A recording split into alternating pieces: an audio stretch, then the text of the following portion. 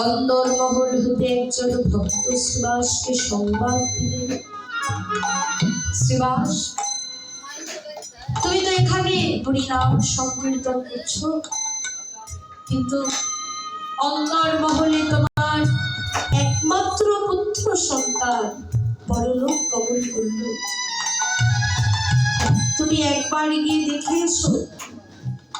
শ্রীবাস ছুটে গেলেন অন্দরমহলে, গিয়ে দর্শন করলেন তার একমাত্র পুত্র সন্তান পরলোক গমন করেছে, আর পুত্র শোকের যন্ত্রণায় শ্রীবাসের সহধর্মিণী কাঁদছে।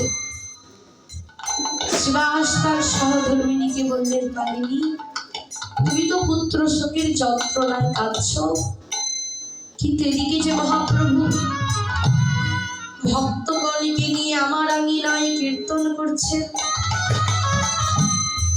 যদি তোমার এই ক্রন্দনের ধ্বনি মহাপ্রভুর কর্ণে গিয়ে পৌঁছয়, মহাপ্রভু আমার আঙিনা পরিত্যাগ করে চলে যায়। মহাপ্রভু যদি চলে যায়, আমার আঙিনা যদি পরিত্যাগ করে, তাহলে আমি তো সইতে পারবো না মালিনী, তাই তুমি আর কেঁদো না।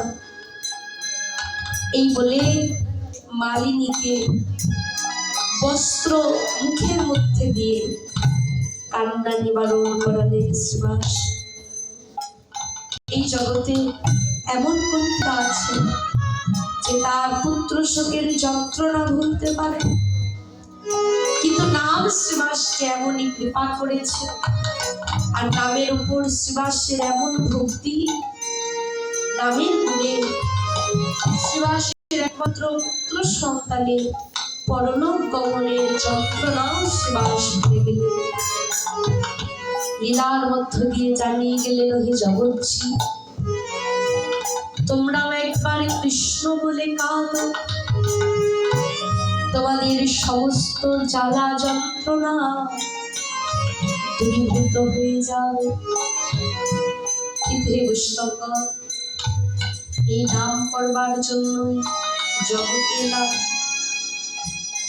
দেবদুর্লভ ভজন যোগ্য হরি বলা, কৃষ্ণ বলা মানব জনম পেলাম, এমন দেবদুর্লভ মানব জনম পেয়ে যে নাম করবার জন্য জগতে এলাম, সেই মধুমাখা